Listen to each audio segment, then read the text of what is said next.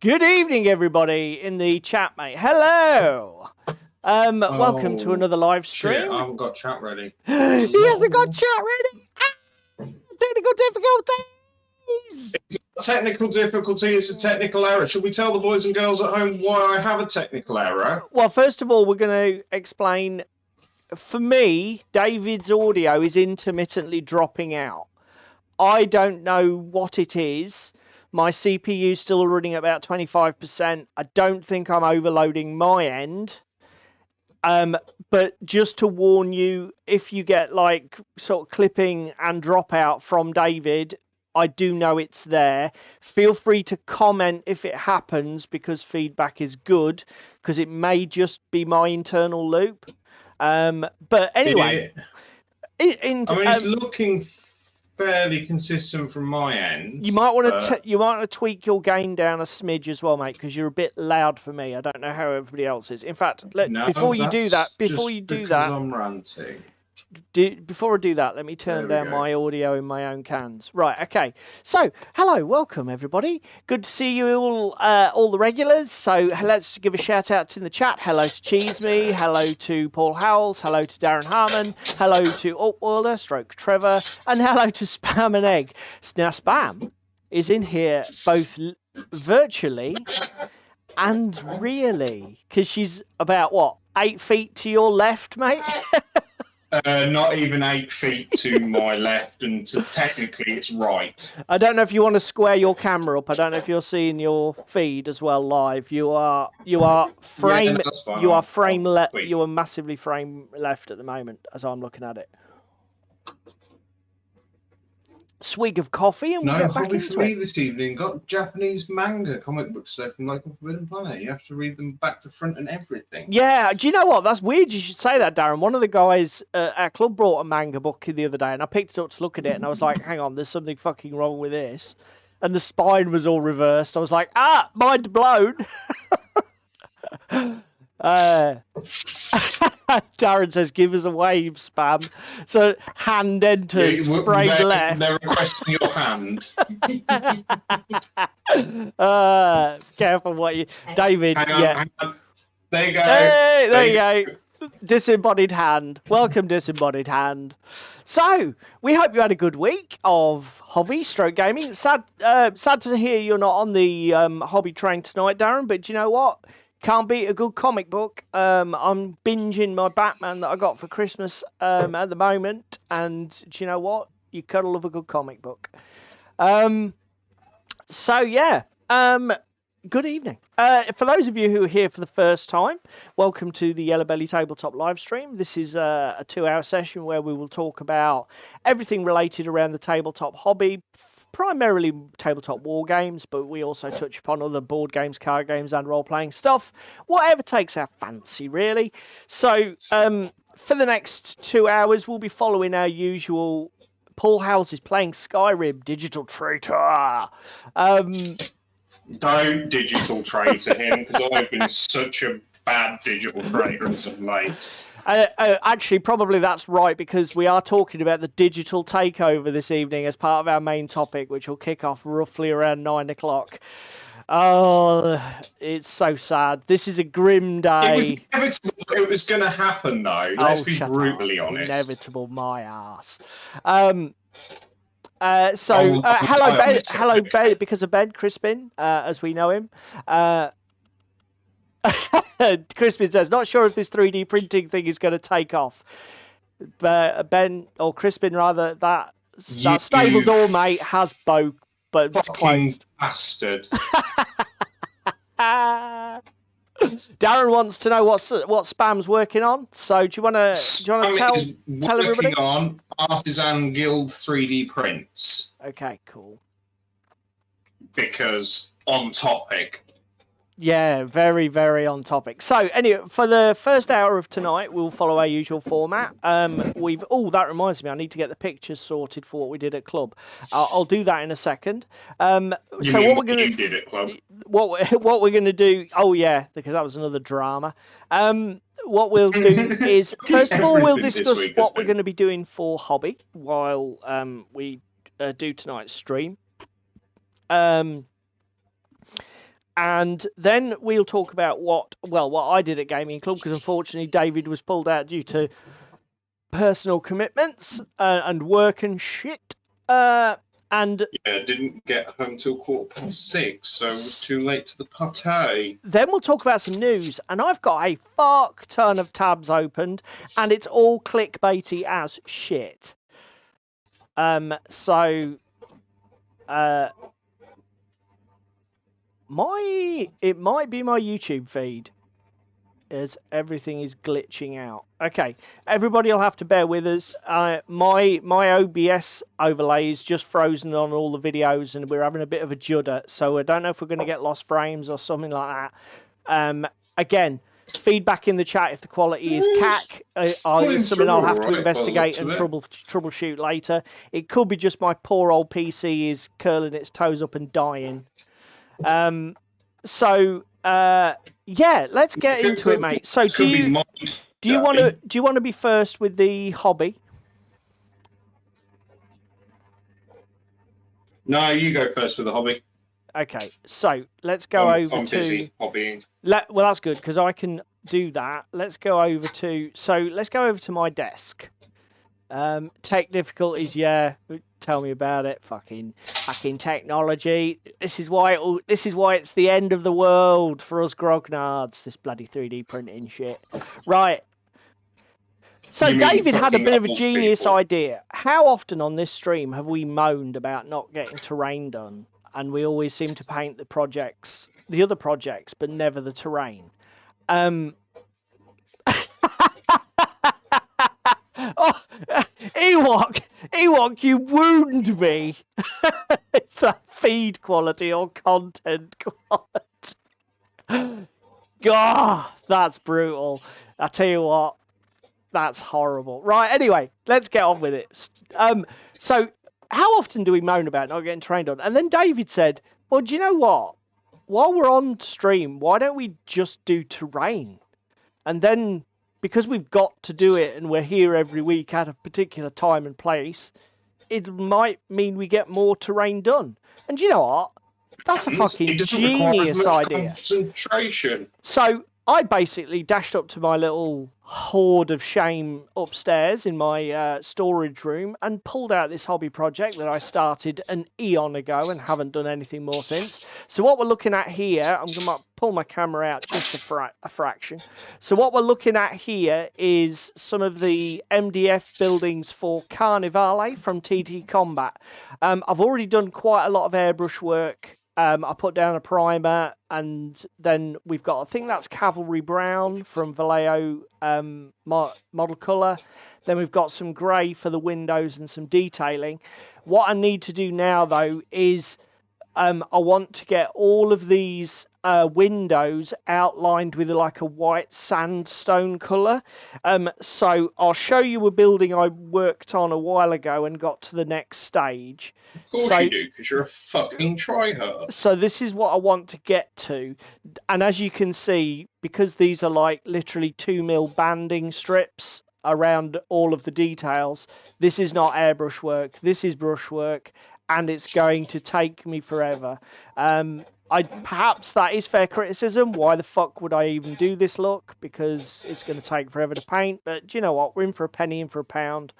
We've started, so we'll finish. Speaking of trenches, Paul, I saw a video from Eric's Hobby Workshop about making some trenches on the YouTubes this week. I haven't fully watched it. I just saw the headline of it. I'm going to go give that a watch because I feel that some trench offensive trenches may be upcoming. Yeah, so as I say, everything else we've got going on, I am going to be cracking out the pale sand and trying to get some of this detail stuff painted. Not quite Iraqi sand, but pale sand.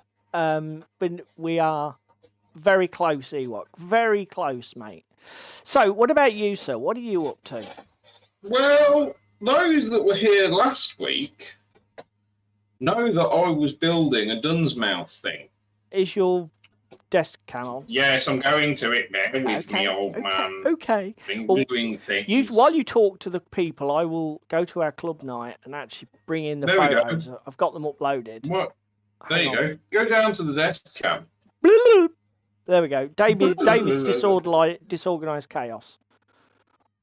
So we're going to keep popping the shit out of this and get this built today. So basically, you're just cracking on with that project you started the other week. Yeah, last week we got to this stage. We're going to hopefully get the rest of the fucking roof on tonight. Add files. So that's the plan. That's the plan. I've done some priming and I've done some 3D printing this week. I've been a busy bee. I've been a busy boy. So we have some Artisan Guild things ready for our Frostgrave campaign, Paul. Oh, nice. There's my witch. She's very scantily clad. We'll roll with it. Paul says that video is a very good, that trench video. So that's definitely going to be worth a watch, mate. Awesome. Good to know that some people have watched it before me. Right. So we know Darren's not up to anything. I love building a good MDF kit, Darren. I don't know how you feel, mate, but I bastard hate painting them. I really do. Pre-coloured MDF, I love it. Raw MDF, it's got to be painted and prepped. It's too much work for me. Too much work. While we're on the topic of raw MDF, and painted MDF, because my screen is still active, I much prefer Empires at War. Yeah. 3D printed pre-coloured stuff, because the problem with this War Cradle stuff is they're running the laser really fast. So what's actually happened is the grey here has gone brown. Okay. Because it's smoky. Okay. Which is a little bit annoying, but hey, it's pre-coloured. It's one slightly less job for me. And then the only other thing is how egregiously flat this looks. To be fair, though, that is a problem with a lot of the MDF stuff. The exterior, though, you can do like dusting with either rattle cans or airbrush. Contrast and rattle cans and everything. It's not the end of the world, but just to add some depth to the flatness. Yeah, but it don't. Again, Tim's saying it's easy, but what about details, Tim? I suppose the point Tim makes there, without even actually knowing he's made it, is you've got to pick your kits. You've got to be smart with your kit choice. If you pick a kit that's well designed, it probably is very low effort in terms of getting it ready. I just seem to have been bloody unlucky. Hello to Tim, stroke some dude on YouTube. Oh, he's having Burger King. You greedy bastard. He's making me hungry. I've got pizza downstairs. Hang on, maybe I've misread that. He said he's heaving some Burger King. So was it a dodgy burger, Tim? Or is that just a typo? Right, can we go away from my desk, please, sir? Because I need rules. We've gone. Instructions. Boo! We're away. So, would you like to tell the boys and girls what you got up to on the Monday? You can, Crispin. That is something that you can do. And to be fair, in terms of painting, that's really easy because you can paint them separately and stick them on later.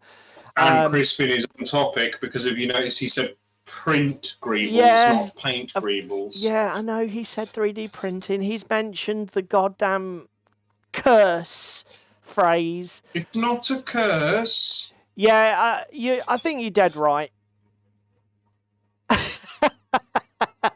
No, Tuffy, you've just swiftly popped in to troll us. That's all that you've done. Tuffy here says, just swiftly popping in to say, painted Assassin's Creed, question mark? Or is that a rhetorical question? Because, like, what do you think? What do you think the answer is? By the way, good evening and welcome to the show. Yeah, I mean, and again, I'm not going to say that good MDF doesn't reward the effort. When you do a good job on it, and if it's good stuff, you can produce some fantastic results. But Jesus, it takes a long time. So let's get rid of this camera because it's in my chin and doing my head in. I don't know how I'm doing for battery, so let's put that into standby mode as well. You nut in the camera, mate. Another swig of coffee. Right, so club every Monday night is our gaming club night, and unfortunately, due to work commitments, David was basically just sort of like had to swish in and swish out. He couldn't stay for a game. But I did manage to get a game with Ricky, who's I've mentioned many times on the stream, one of the guys at club, and we played. And Luke, don't forget Luke. Oh, and Luke. Yes, that's right. We had a three-man game of. You had the three-way. We had a three-way. We had a three-way of Drop Zone Commander, which is a game. It doesn't get any better the more you say it. Well, do you know what? I'm so glad I did. I have not played this game for what, over a year? When did I last play DZC? Like... I mean, I felt bad. I don't when I think you've played it since you've been back from Scotland, have you? No, well, it doesn't feel like I've played it forever. When we the only thing is, I feel bad when I don't play a game for ages because I just get absolutely sort of like knackered on the rules. And I'm one of these people that when... Hello, Toros. Good evening, sir. I'm one of these people that when I have a game, I like to be quite on top of the rules to assist the other players and to be the guy that is a help, not a fucking hindrance. And unfortunately, I'd been so long away from it, and it was partly my own fault. I didn't do my homework. Drop Pants Commando.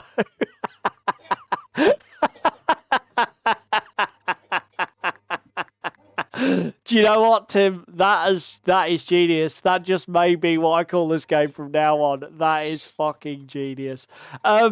So unfortunately, I was more of a hindrance than a help. And that was my fault because I didn't do my homework. I didn't refresh myself on the base rules because I thought I was being lazy and thought I could just get David to carry all the way. And then it was like, oh, David's not coming because he's got snarled up with work. It's like, oh, shit. So that'll teach me. Paul, have you learnt your lesson? Yeah, definitely. The other thing that's brilliant about the Drop Pants Commando thing is the sort of three-way gag synergy. We've almost got like this bizarre double on. Well, it's now gone into sort of like a triple or a quadruple entendre. It's sort of like feeding upon itself. So yeah, this was the table that we had going. Let me have a look here. We can go through some of these slides.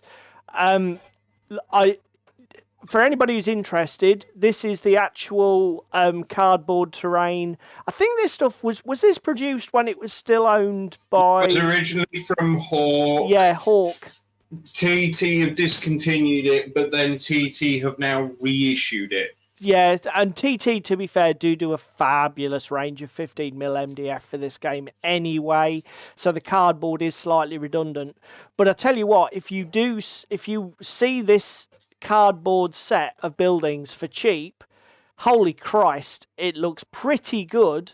And it allows you to build... This is a 4x4 table with... You'll see there's some wooden painted MDF pieces in, which I got from Black Sheep Industries. We use primarily for Infinity, but they were nice and boxy. So they even though they're 28mm scale, we were like, fuck it, just chuck them in.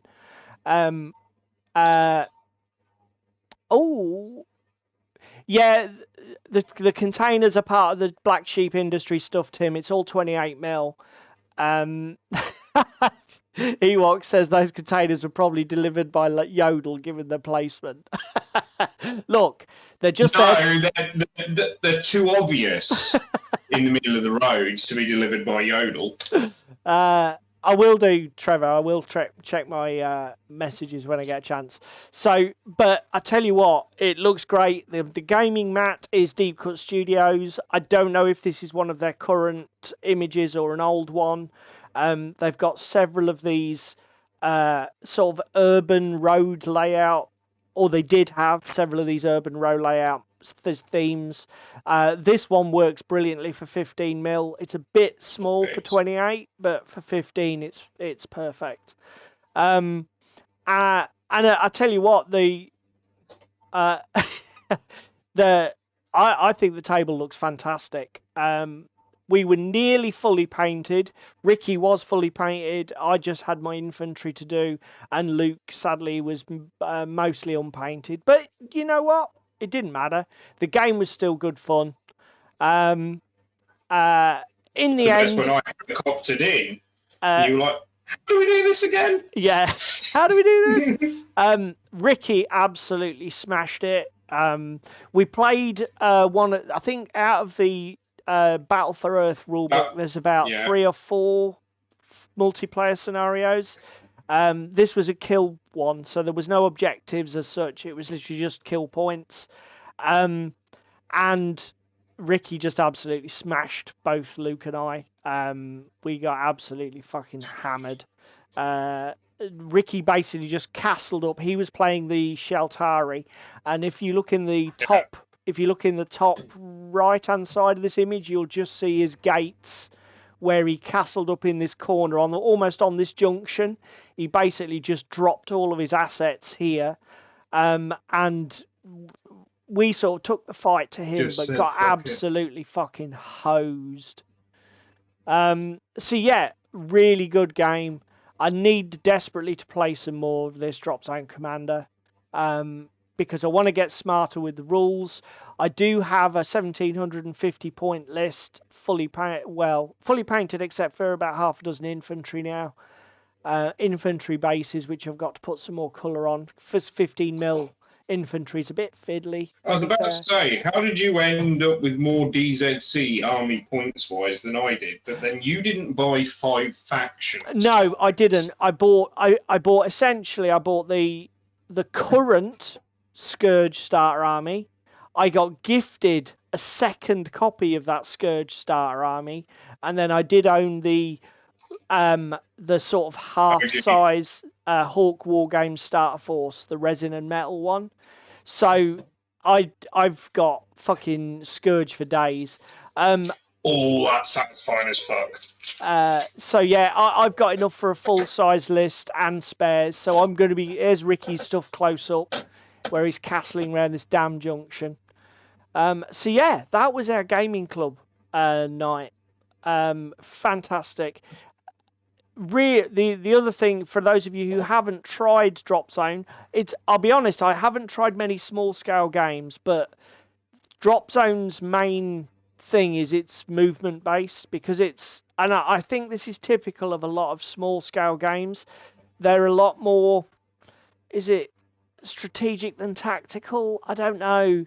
They're because of the you don't throw something in and hope for the best. Yeah, you make calculated choices. Yeah, definitely. And it's not the problem with a lot of 28mm games. It's generally about target priority and damage output. Games like what I like about like DZZ particularly is it's more about movement and where do you redeploy stuff, because the whole system of flyers where you can striking while the iron's hot, laying traps and ambushes, your opponent's got to get somewhere, so who's the first one to fly in and capture the alternating activations of nature of it, because it's a sort of a weird hybrid, because you alternate activations with your battle groups. It's not literally unit by unit alternation. You might activate 4 or 5 units and then your opponent does the same. So it's this weird hybrid of I go, you go, stroke, alternate activations. Gives it a really interesting feel. And again, there's loads of thought. I mean, I'm still very, very bad at this game, but there's a huge amount to think about in terms of which battle group do I actually want to go with, because what do I want my opponent to do first, and then when I activate my battle group, do I want to redeploy and then attack, or attack and then redeploy after?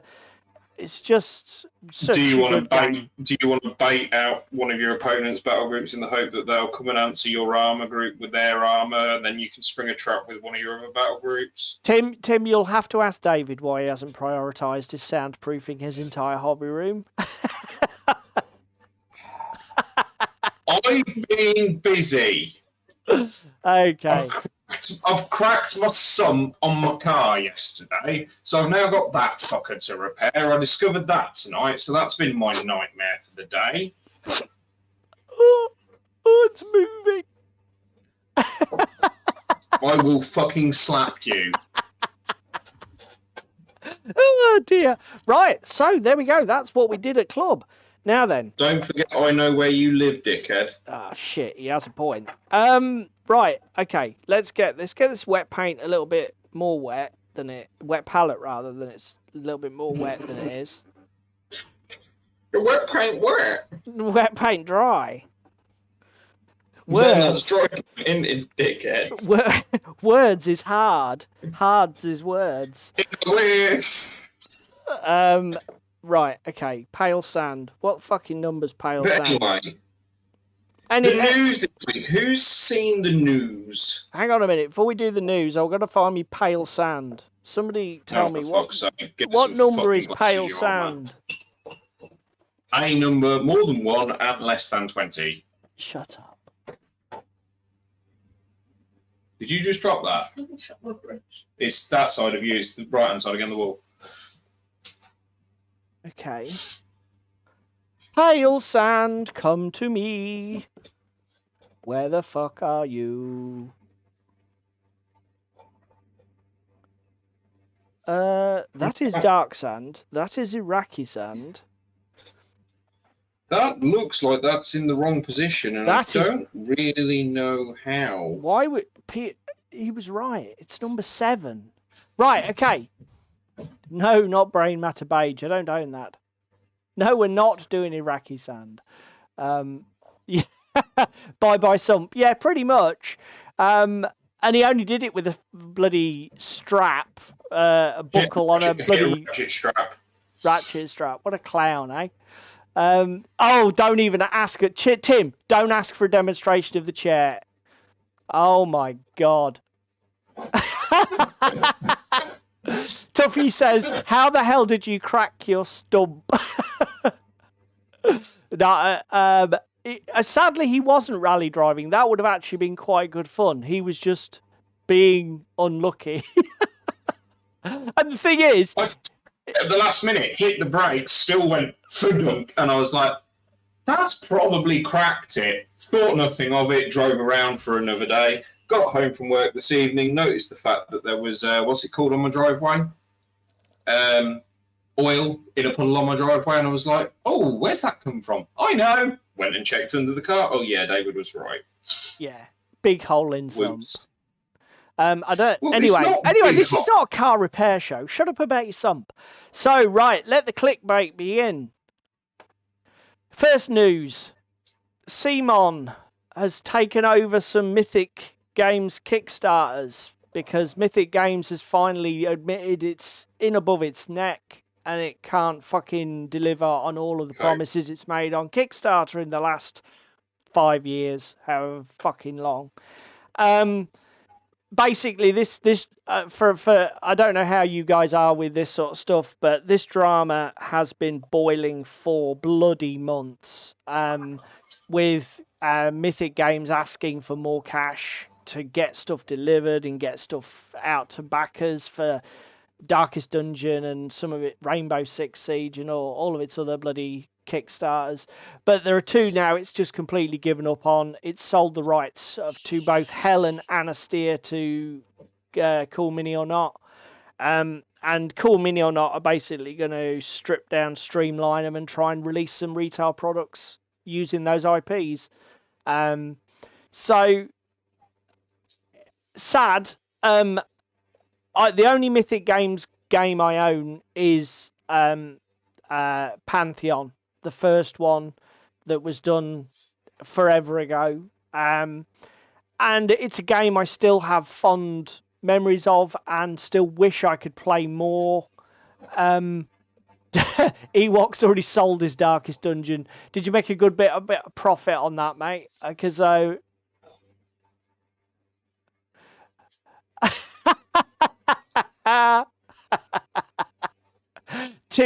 Tim, I can't get an ad blocker because sometimes when I do YouTube, then it just it won't allow me to because YouTube have got me hostage when I want to share YouTube vids. So I turned the ad blocker back off, but fucking just ignore the ads. Just get over it. So there you go.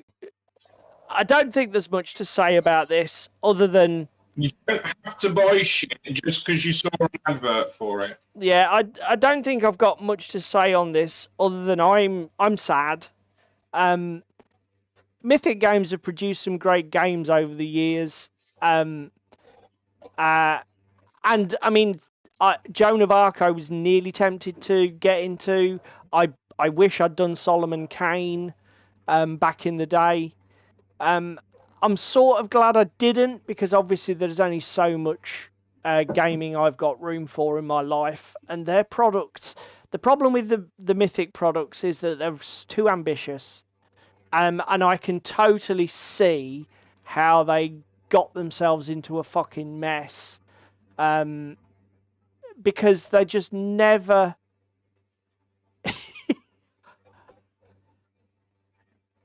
Know when to give it up. Tim, I will try it. You block, you reckon? Okay, I'll go. I will have a look.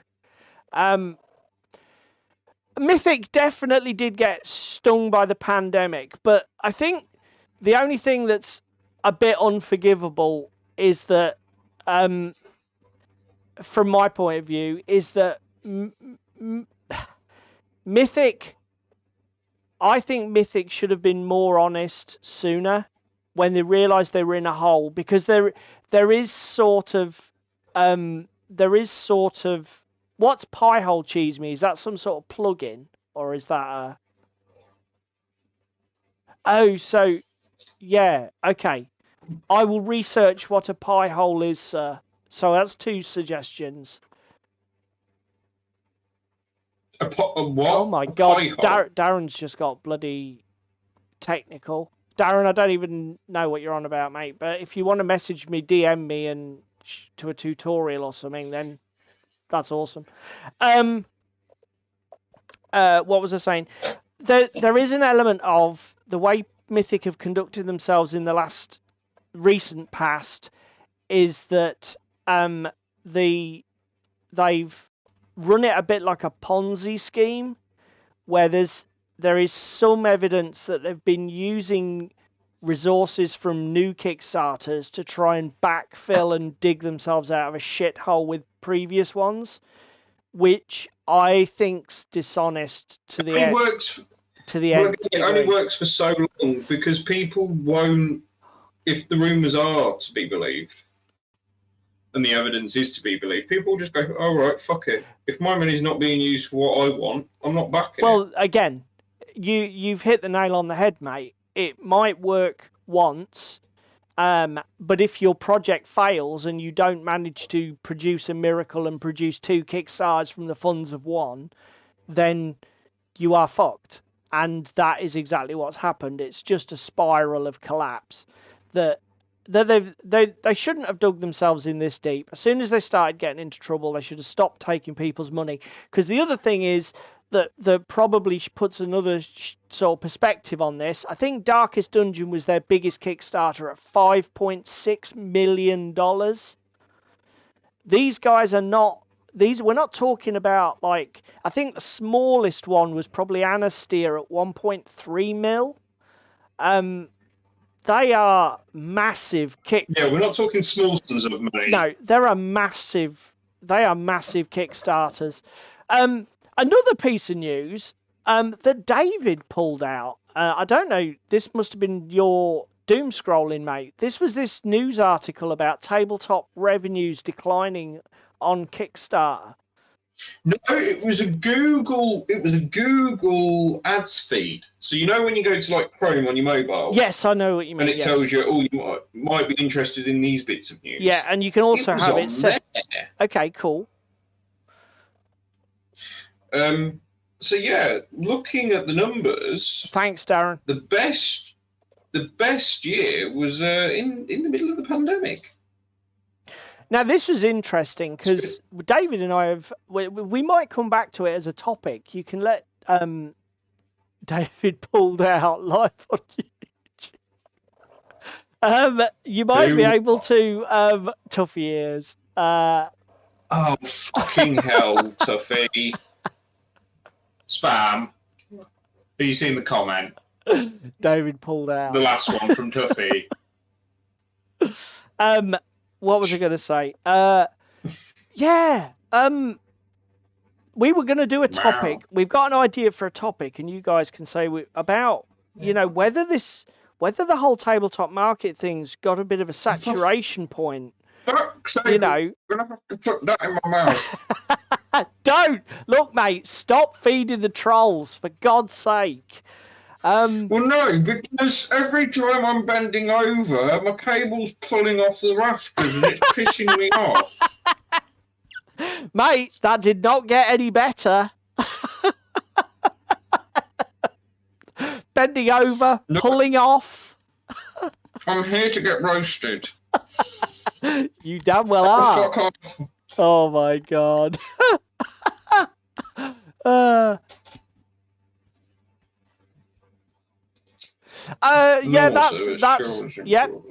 That's true. Tim makes a very valid point. Maybe it's Kickstarter migration.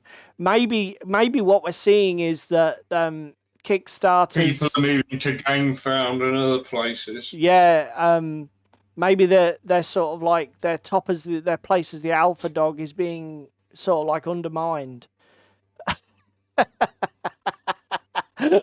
No ammunition there, says Ewok. No siree. Yeah, I think I don't know who's trolling who now, whether David's trolling you lot or you're trolling him.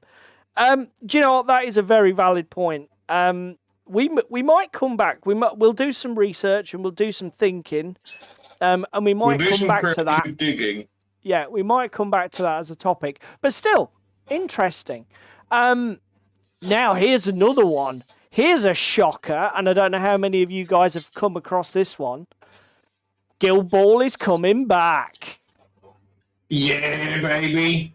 So, she's back, and Steamforged have held their hands up and said, "We're sorry for blaming you guys. It wasn't exclusively that, and we should never have stated the fact that we had murdered a game on our community." Which is nice. It's nice. Annoying that it took them 3 years to come out with it, but nice. So, oh God, Darren's just roasting Cool Mini or not? The way. Thanks, Darren. Now we know he's here in spirit. Bless him. I think that's totally fair criticism. Ultimately, whatever problems they experienced with Guild Ball, as the game's designers and marketers, blaming it all on your community isn't fair. I mean, again, in this article, there's a choice bit where they say that the problem with the game development was that the ball had become sidelined and it wasn't relevant to gameplay. Well, here's an idea. Why don't you make the win condition contingent upon goals and take all of the other point scoring for taking out enemy players? Immediately, the ball becomes relevant again. It's like, just design your way out of it. It's your fucking game. Anyway. I like the fact that they're bringing stuff back for free. Yeah, so let's hope that we get some more of the other factions to replace. So do you want to tell everybody? Do you want to tell everybody the TLDR, mate? So basically, they're bringing it back on print and play. Is it? Yeah, print and play. So there's paper standees coming, and there is going to be STLs going live after Steamforge's anniversary event. I think it's at some point this week. And is it all free, or are they charging for it? No, it's free. It's all free. Okay. I am not drinking cola from a wine glass, Tim. I'm not that much of a heathen.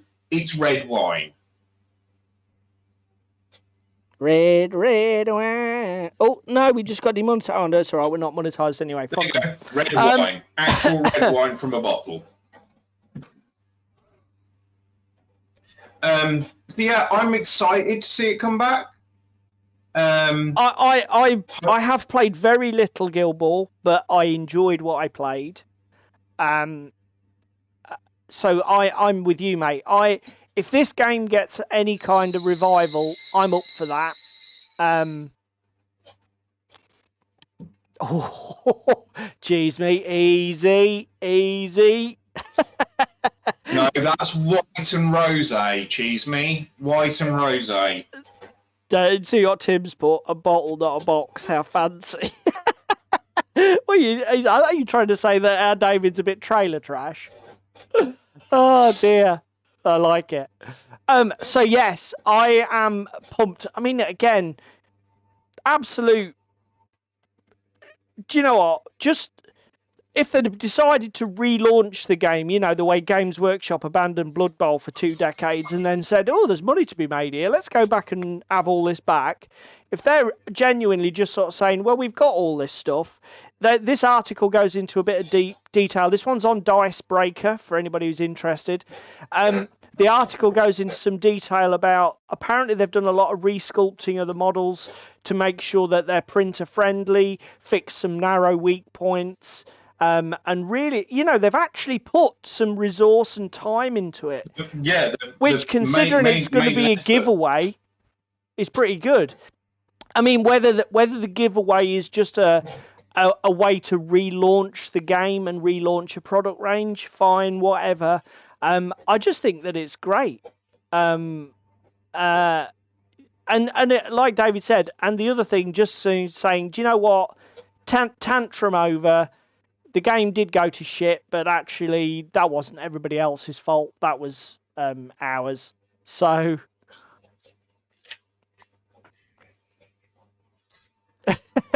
Cheese me, I prefer sweet white wine. Ewok. Ew, wronged. I like it. Just seems odd. More clickbait. Games Workshop. I mean, sorry, mate. Go on. No, just coming back to Upworlder's comment. I think the reason you might find it a bit odd, Trevor, is because it's not Blood Bowl and it doesn't play on like a board game map. Obviously, it is quite miniature focus. Yeah, a bit war gamey with movement. Yeah. To be fair, do you know the game it reminded me most of when I played it? Malifaux. Because you've got really unique models with often some quite complex individual rules and some weird interactions. You know, like and synergies. Dropping AoEs and moving shit around and just... I mean, it had some great unique features, like I love the dice wrap on the attacks and stuff. The way it used to wrap around with successes. But yeah, it did. I would say it's a quite Malifaux-esque in the way that the game operates on a basic level. But obviously, it's a sports sim. So yeah, I'm not going to spend a lot of time on this, but Games Workshop have been all over the internet again with more fucking disasters. What they fucked up now? So basically, the latest debacle, I think it was called The Ending and the Death or something. It was I think it, correct me if I'm wrong in the chat, because it's Games Workshop, I only really pay half an attention. Basically, I think they released a limited edition book print by Dan Abnett, which was the last book in the Horus Heresy, called The Ending and the Death. And they had 2,500 copies signed by Dan Abnett, and they put them up for pre-order, and basically they got raped up the pipe by scalpers and bots, and they realised just from pulling the data from their website and sort of tracking the scalper communities, they realised that actually so much of their stock had actually just been scalped out. They cancelled all the sales, and they basically said, "No, fuck all that. Nobody bought anything. We're only joking. Now we're gonna sell it to you again." And they tried again, and I think they tweaked something about the way the website operated to try and get around the scalpers. And do you know what? The scalpers scalped them again. and it was a fucking disaster the first time, and it was a fucking disaster the second time. And they even then tried to sell some copies actually they said, well, fuck all this. This is not working. Let's sell some copies from Warhammer World. And the scalpers went and queued and bought with everybody else. And then even sort of like posted on social media that they were queuing to get scalped copies to sell on the secondary market. I just don't know what to say at this point. The problem is not Valrak here. I don't watch a lot of his content, but this popped up in my feed, and I thought, oh, I'll give it a watch. And do you know, Valrak is he's a very. I like the way the guy comes at this stuff. He comes at it with almost an element of frustration. He's genuinely passionate about GW and 40k in particular. It pisses him off, and he doesn't try to hype stuff. He just sort of reports and then gives his 2 cents. And you know, it's like the problem is the twofold. Number one, while the community keeps buying these things at 3 or 4 times their listed value on eBay and with secondary sale sites, there's always an incentive to game the system. So Valrak says, basically, the ball's in our court. Stop fucking buying this stuff. If there's no market for it, these people will stop. And the other side of it is, did Games Workshop really need to do a limited edition signed by the author copy? Was that really something that was needed? And here's a radical idea. What might have been better is get Dan Abnett to go to Warhammer World for a weekend or 2. This is what Valrak said. Exactly the thing. It for people to go and get it signed if they are that way inclined. Yeah, that's exactly what Valrak said. Valrak said, don't have any of the copies signed. Put Abnett in Warhammer World, like you say, at a signing table for 3 Saturdays, and say, advertise them throughout the year. Say, if you want to get your copy signed, bring it down, and Dan will do it. Do you know what I mean? Yeah. Immediately, that collectible has got less value. It's just fucking that. I mean, that is GW in the news again for all the fucking wrong reasons. But do you know what? At least it's not Old World, so you know, at least the story's moved on. This is one from OTT on Tabletop. I'm excited, he said in a nervous way. Game of Thrones is my bag. I'm a massive Game of Thrones fan. Night Models has managed to get the license to do a skirmish level version of the game. Obviously, is it Simon already do a Song of Ice and Fire, which is the large combat version. Yeah, the rank and flank version. Which is a good game, and I've got quite a bit of it because I bought some on the initial Kickstarter. Haven't played much of it, but such is the nature of our hobby, where we always buy more than we can get around to playing. But that will probably be soon anyway, won't it? Definitely. But they've spoiled some more models, some Stark models, and OTT covered it. Obviously, Caitlin there, and I think that's what was his name, Roderick Cassell, who was the guy who escorted her to King's Landing when she had to go and tell Ned about the attack on Bran in the story. So yeah, at the moment, again, the information is just trickling out, but I can't wait to see gameplay and details on what this game is going to be. You know what? This will be demo at UKGE. Probably, actually. That is a good shout. If Knight are there, because Knight haven't been there for a while, have they? Knight were there last year. Were they? I thought they hadn't. Yeah. I didn't think they were, but you can correct me if I'm wrong. I didn't think Knight were there last year. But yeah, so I'm really excited for this. And then we've got one last one with 10 minutes to go that I literally just spotted in my feed as we were coming live. And I was like, what the fuck? So Hasbro is in talks to sell D&D. Oh, yes, I saw this. And selling it to Tencent, aren't they? Yeah, so for those people who don't know, Tencent Tencent is the owner, or they own a 30% stake in, is it Larium Games, who did Baldur's Gate 3. So that's the genealogy here. But this was covered by Dungeon Craft on YouTube, rather. So I think Tencent are something like a $500 billion company. So they've definitely got the purse strings for it. Hasbro are desperate for cash. I think they've had their fourth. They are, as of 2022, 77.99 US billion. So, what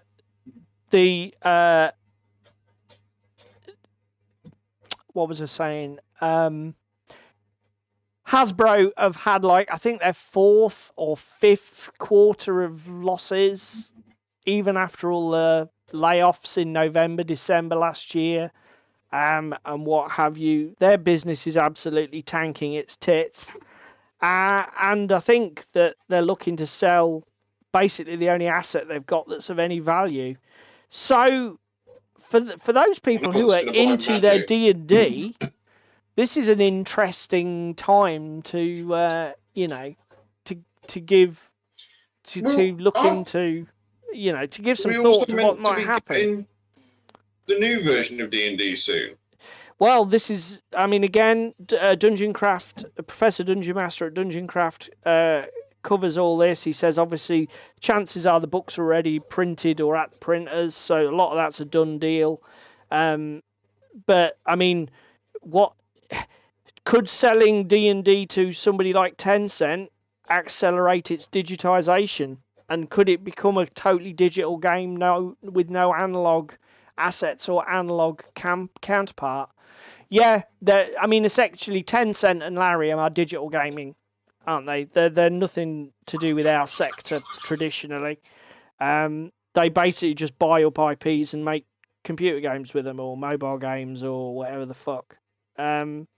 So yeah, it's interesting. And I'll be honest, I didn't see it coming. I didn't see that Hasbro would sell one of the few parts of its business as actually making money. But I guess if you get fucking desperate, if you get desperate enough, I guess. I'll be honest, Ewok. I think maybe the reason that they wanted to get Tencent, or looked to get Tencent to buy it, was that it actually aligns with their own goals, which was to actually go to a digital platform with a subscription service of regular payments, and almost, like you say, pay to win it, so maybe that's the incentive. They're like, yeah, well, this is right up your guys' alley. This is your game. We've done all the groundwork. You've just got to finish it off. I mean, like, I don't know who, somebody said that D&D has gone downhill since AD&D or 2nd edition. Again, I'm not a massive fan of 5th. Dungeons and Dragons Red Box, or BECMI as we call it, is still my favourite edition of Dungeons and Dragons. I think it had the right balance of customizability, flexibility, and rules, and just the huge amount of material that was released for it was enough of a selling point for me. So I'm not, I'll be honest. If you're not crying with spilt milk. No, but I mean, if Dungeons and Dragons went away, I wouldn't be sad. I suppose there might be a bit of a nostalgic twinge, but if I'm going to buy anything Dungeons and Dragons, I'm going to be buying something from the 80s secondhand on eBay. I'm not going to be picking up any new Dungeons and Dragons content at all. Okay, so Cheesy says Wizards has denied the news story. Okay, well, whatever. Yeah. The only thing that colours me intrigued is obviously if they were to sell it up, where do they stand with like all the D&D MTG crossovers?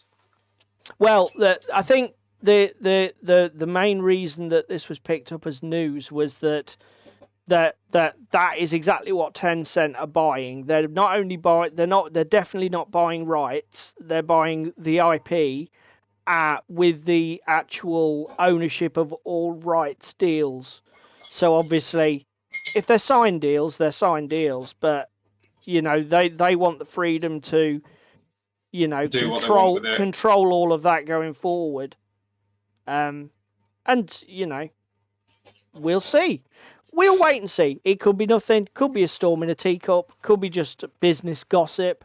But I thought, ooh, how are the mighty fallen?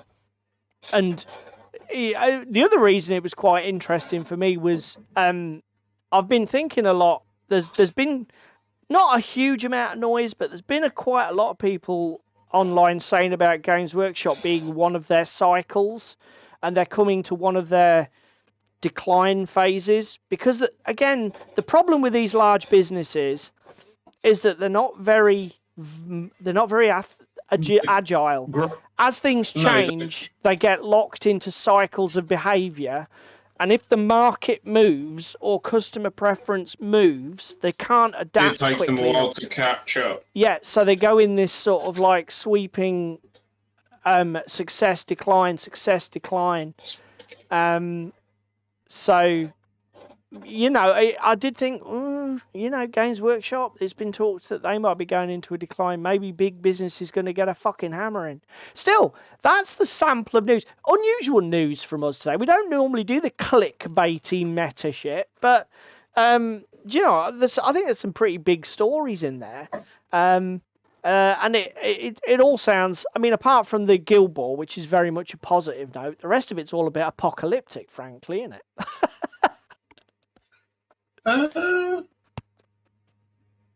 I guess. So there you go. This fucking building's going to get launched in a minute. Why? What are you having difficulty with now? Oh, come here. Let's fucking show you all, shall we? Hang on a minute. I'm just Let me get my camera up. Okay. David's table. Boo! There you go, mate. Oh shit, that looks. So I've got to feed this bit onto that bit. Okay. Have you had to slide all those down, or are they? Oh no. End, okay. But this end is just a complete and utter prick. And you've literally got to feed those individual lats through and then glue them. Oh my fuck. Don't talk to me. Warcradle can go fuck themselves after this. Okay, so it's up to me to buy the rest of the Dun's Mouth set. Okay. Yeah. That's all right. I'll take that on the chin. I don't mind. Because I do have things to go by. Yeah, I was going to say I do love that Dun's Mouth terrain. I want the big manor. Finally. Oh no, we're not. Oh. I want to buy too soon. that big manor house. I tell you, I like the scatter as well as like that fucking 1920s Oldsmobile or whatever it is. Yeah, again, it's. What about Assassin's Creed? There is no Assassin's Creed. Assassin's Creed is a lie. Oh, Trevor says spam. Give him a nudge. No, spam's busy. Spam is surprisingly unable to multitask. Ooh, fighting talk. I'm getting glad at. Fighting talk. So, it's 9 o'clock. So, it's main topic o'clock. It's main topic o'clock. We have to get ourselves a little. Yeah, we need a little animation or something for that, don't we? Yeah, we'll have to get some section animations. I'll get on to our animator and see if he can do us some. So yeah,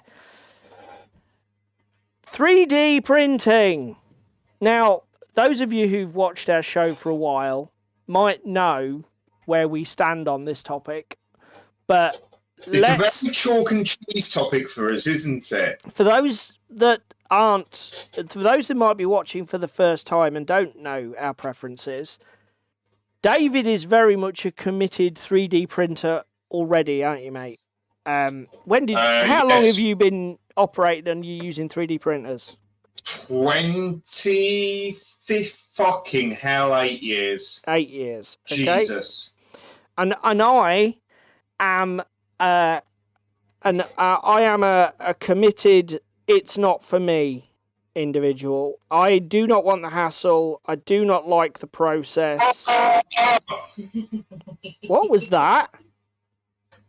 Me making Chewbacca noises because the end just fell off.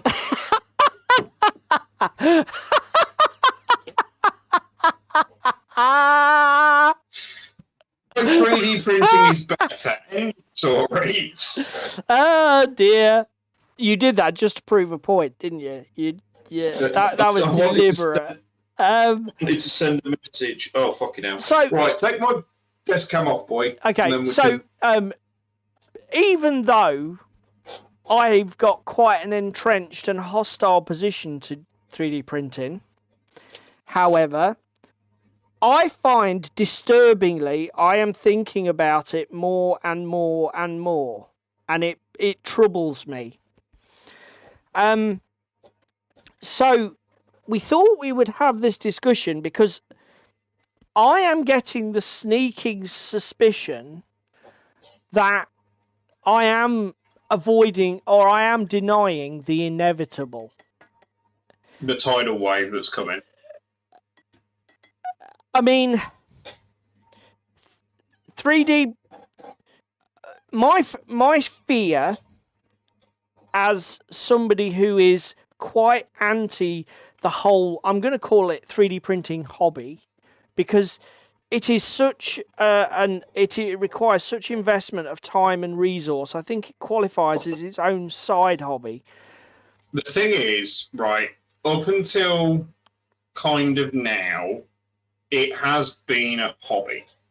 It's been a hobby adjacent, and as the years are going by, it's becoming less hobby adjacent and easier for every Tom, Dick, and Harry to pick it up and have a go. So, is that because my perception is that you still do a ton of work on files and prepping and setting up? Yes, but this is me, Captain Anally Retentive. We'll come to why in a minute. But okay, while I was at university, I did a dissertation on 3D printing. Okay, that's a bit weird. The impact it was having in my job, which is as an engineer in rapid development, and how it had grown from, obviously, the 80s and 90s. There was some 3D printing about, but it was darn fucking expensive, to the point of it was becoming a lower and lower price point. It was getting better, and people were getting hobbyist machines and building and developing their own. So, as a tool for industry, for rapid prototyping and development work, amazing. Because you can take your idea, sketch it up in CAD, you can have a product in hand as a model within like 24 hours. You'd be waiting weeks for that, usually, for that to be machined in China. So that's why it's awesome in that field. It's what led me to get my own. Was for my uni course. So that's why you were such an early adopter.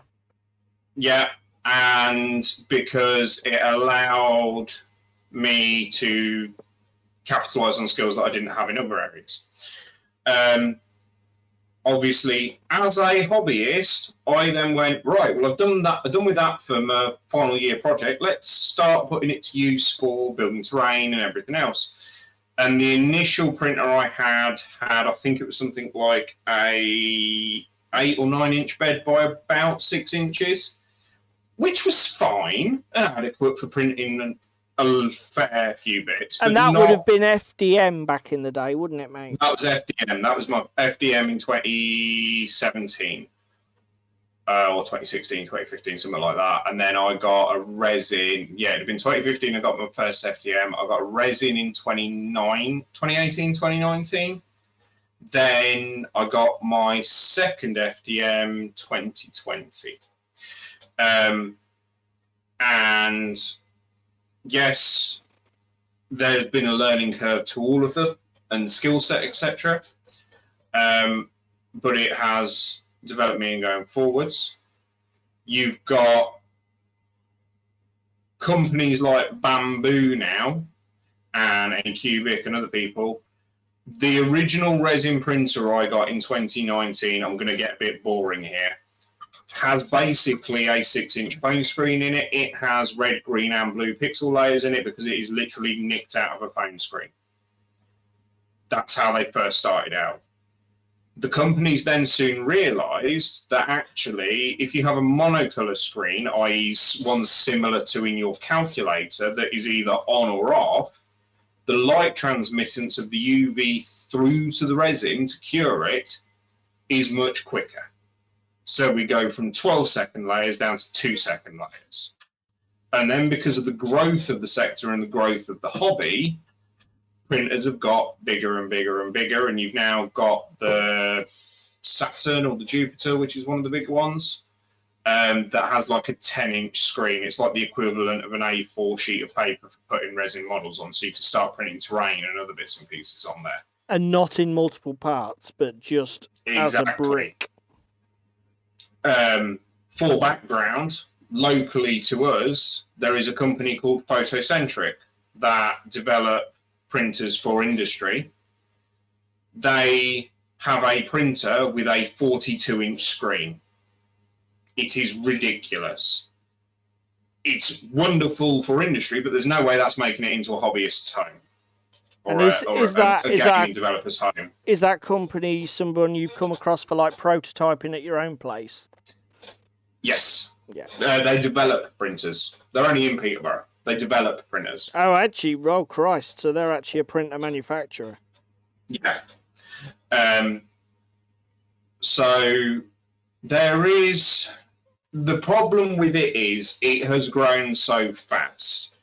When I was at secondary school, we had a rep wrap printer, FDM printer, that was literally just laser cut acrylic and bolted together, and you did it all your fucking self. It was dog shit by modern comparisons, but it was good for the time. Do you know what I mean? Yeah. This is going back 12, 15 years, and how quickly stuff has developed. It's a similar vein to like 25 years ago. We were all looking at CRT-V monitors and TVs, etc. And now we're looking at 60-inch flat screens. The development and integration of tech is ridiculous. Yeah. Again, Cheese Me saying here, never say never. Laser printers were rare back in the day. Yeah. Do you know what, Cheese Me? This is the thing. That's a good parallel. The parallel that I thought of was, and I shall get it for demonstration purposes, is this thing. Right? What's this thing? Oh, your airbrush. The humble airbrush. Okay? I've been doing this hobby since I was 16 years old. So the late 80s. Probably before then, actually, with board games and role-playing games. But anyway, I'd never heard of one of these things. And even over the intervening decades, it's probably only in the last 10 years that I've started to hear a lot about them, and I've owned mine for 6 years, something like that. Compressor. So I've owned an airbrush for about, I want to say 10 or 12 now. Yeah. I mean, airbrushes, variations of the technology, of course, have been around for longer than that. And like David said, industrial applications, car spraying, that sort of thing, air guns. It had its niche, but it wasn't ever something that troubled us But now I've got a feeling that actually probably more hobbyists either are seriously considering getting, or already own, or are getting at some point in time, defined one of these if they don't already have them. This is a piece of technology that's gone from utter obscurity to almost being an essential for somebody who wants to be committed and productive within the tabletop hobby, whether that's model building or fucking, model painting or whatever. They are no longer considered niche or weird. In fact, when you come across somebody who says, I've never tried an airbrush, probably most people go, oh, you really should. Do you know what I mean? The people who say, Yeah. I don't own an airbrush, what do I need an airbrush for? Immediately you can tell them why they need the airbrush. And that was the parallel I thought. And then I began to think, well, fuck it, is 3D printing going to be the same? Is it going to be... Yeah, Crispin makes a fair point. So here's the thing, Darren, I take it you don't have one. From your comments, no intention of getting one. Do you know? Good for you, mate. Stick to your guns. Again, I was using mine the other day, and then I had to strip it and clean it. And I did think, oh, this is a bit of a pain in the arse. And then I thought, yes, but I have just painted nearly 1,000 points worth of Scourge in less than 8 hours, essentially. So, yeah. Small feat. Yeah. Could I have done that with a brush? Maybe not. And bearing in mind, I was doing these color shift metallics, which go down, which are often difficult to put down with a brush anyway.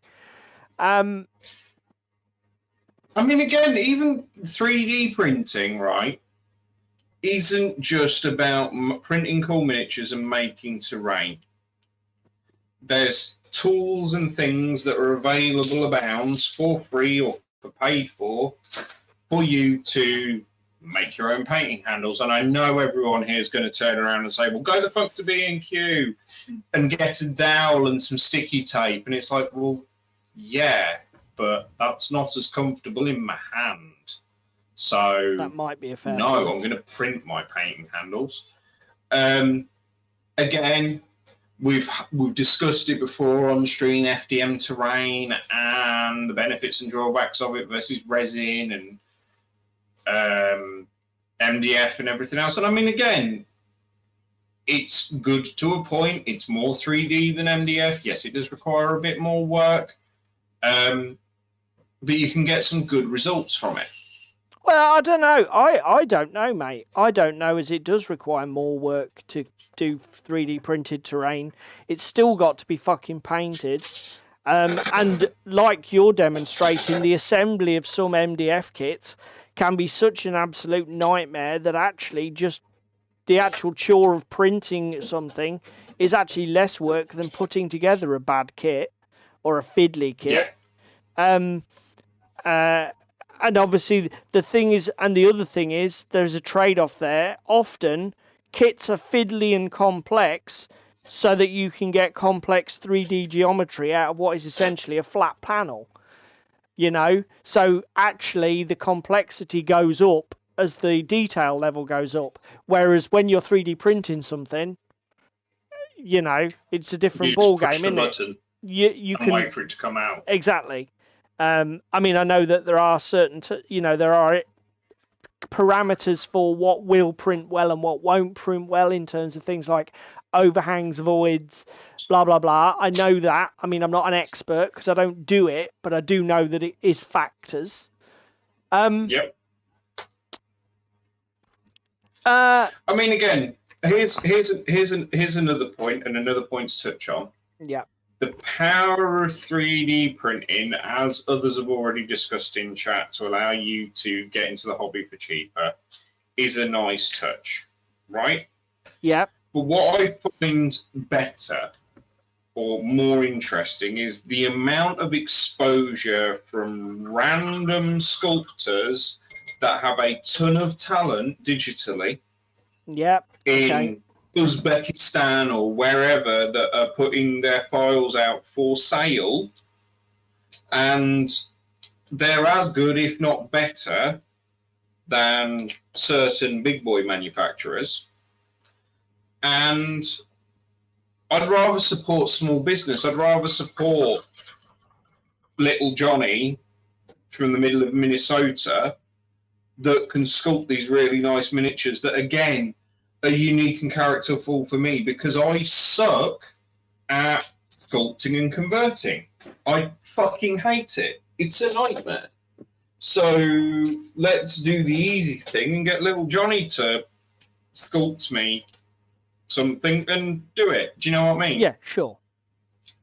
I mean, related to that, not only is it allowing a cottage industry of 3D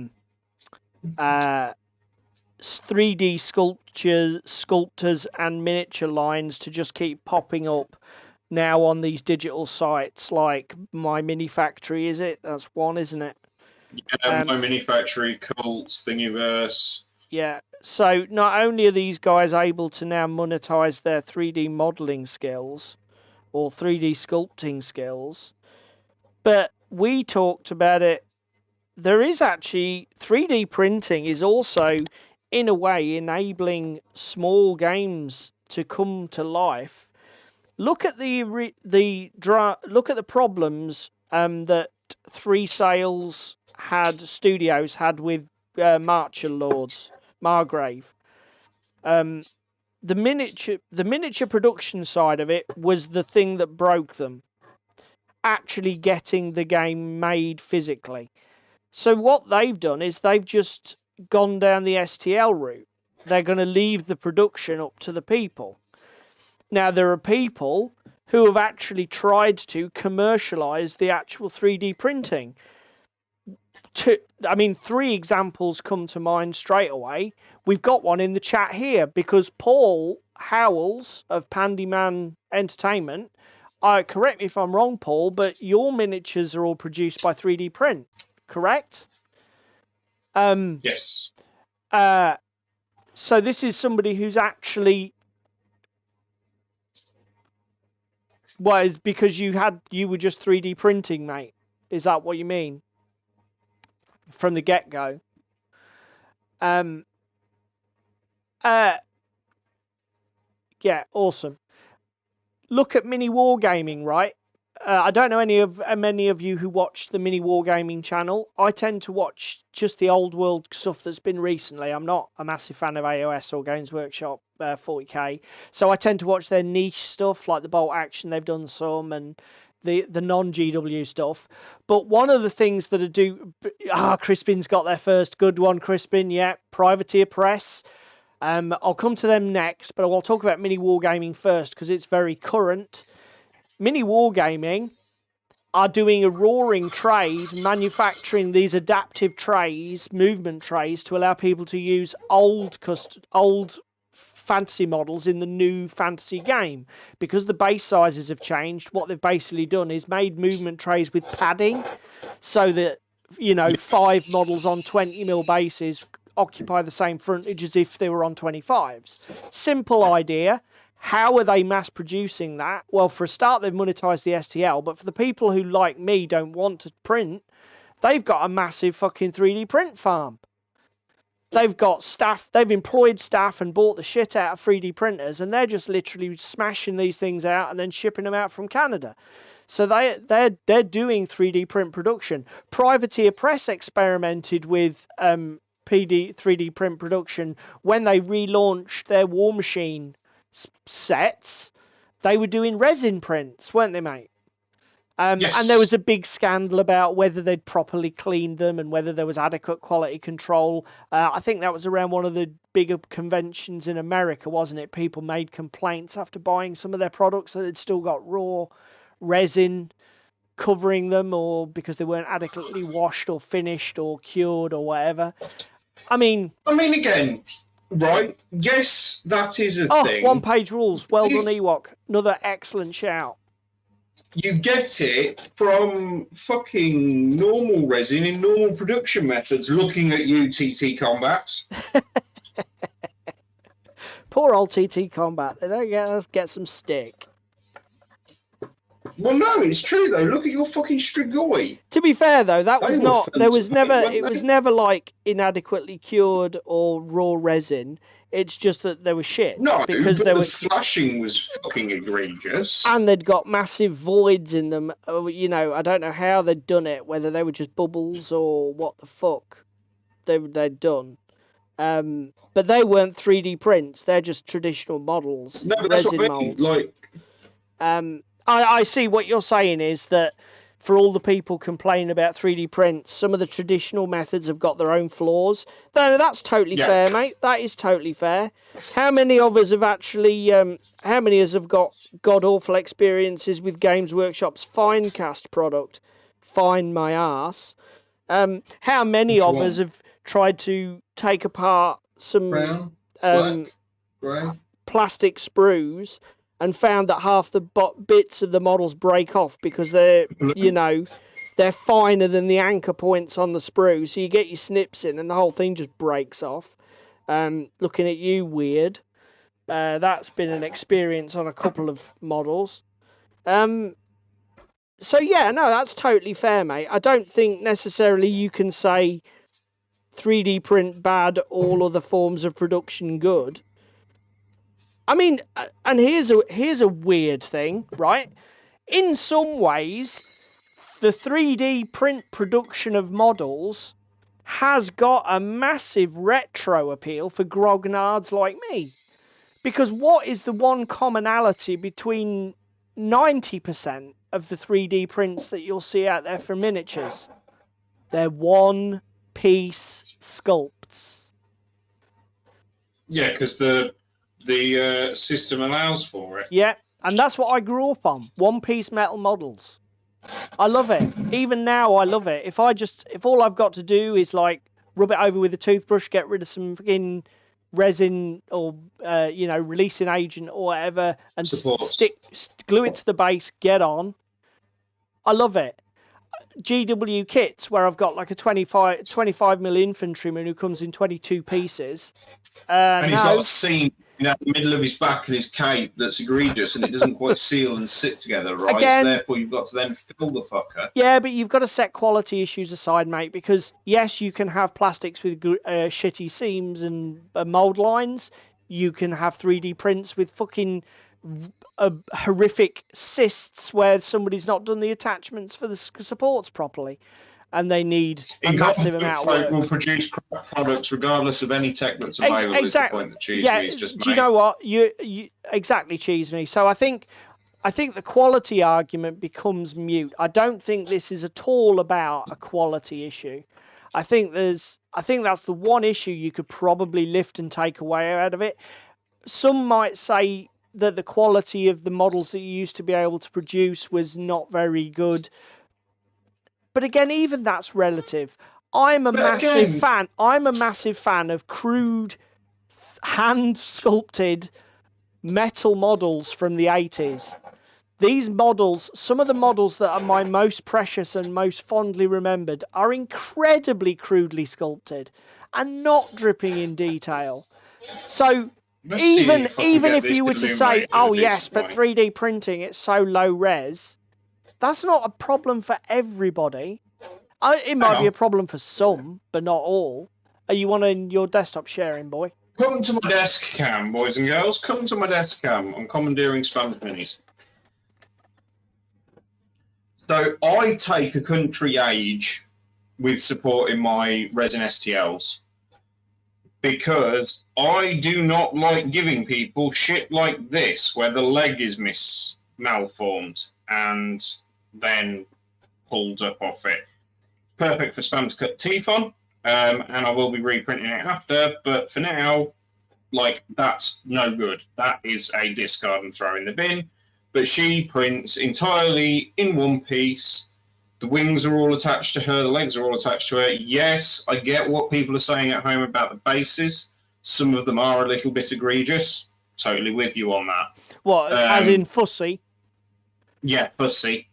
I'm finding a couple. I've got to find a few for my Frostgrave that aren't too cluttered with shit. Because feet placement. But this is both of these are from Artisan Guild, and they're their pin-up models. They are really nicely sculpted. There's detail on them that gets brought out with the Zenithal, and they're just fun to paint. It's the reason why Artisan Guilds, Titan Forge, and one-page rules are the only Patreons and the releases that I have never cancelled, because the models are in good quality and I can use them for multiple things. OPR is mainly for the rules as well, because it gives me access to stuff. Titan Forge minis, whilst beautiful, do require a lot of resupporting. I find that, but it's a price I'm willing to pay, because there's a few good models for different things and sets in it. But all of the Artisan Guild stuff basically prints straight out of the box, no questions asked, no issues. Like this guy was printed this week and has come off the printer. He's probably a little bit overexposed there because he's still all grey. Yes, I've got to attach 2 hands to him, but he's got a crow on his shoulder, he's got beard, smoke breathing out of him, and everything else. That would have been 15 odd pieces of GW. Yeah, or some ridiculous amount. We are probably being printing. Before people wailing in the comments, don't be fucking ridiculous. That would only be 3 or 4. Maybe we're being hyperbolic for effect, but I tell you what, it wouldn't have been a one-piece sculpt. Yeah, I've checked settings on stuff because of Ben. I had a massive argument with somebody because I dialed it in as per their Amira Lab settings that they were recommending me to do, and it completely fucking blew out every single detail. Everything was overexposed, and I turned around and went, everything's overexposed because everything's brittle as I'm pulling the supports off. This is not the setting for me, and it's certainly not the setting for me when Artisan Guild stuff and OPR stuff prints beautifully without needing to re-fucking hash it. Yeah. So yeah, I've had a bit of salt in those discords. What do I use for resin? We're at the desk cam, so let's show you all what I use for resin. I am a great believer of, if it ain't broke, don't fucking fix it. So I bought this stuff when I first had my printer. It's ABS-like resin photopolymer from Elegoo. This shit, A, lasts for ages, B, holds detail well, and C, I've got my settings dialed in at 12-second layer times. I'm not fucking around and wasting a load of resin trying a new one. I am using lychee as a slicer, and this is the other thing that gets a bit confusing for people like Paul and a bit daunting, is obviously not only when you get your file, you've then got to slice it into the layers that is required, and you've got various options both for FDM and resin. You've got lychee, does both. Cheetah Box does resin only. Prusa Slicer does both. Cura, Simplify 3D, there's all sorts. How fragile do I find my 3D printed models compared to plastic or resin models? I'll come to that in a minute. Going to try tough resin. Lychee's very prickly. Yeah, the problem I found, Crispin, is lychee was better for me because I was having crash after crash after crash in Cheeto. And when I'm going in and supporting stuff and modifying stuff and I get a crash and it doesn't save, it is annoying. How fragile are they? They're about as fragile as normal resin models. And the reason I say that is, and I know we've discussed it before on stream, but give me a second.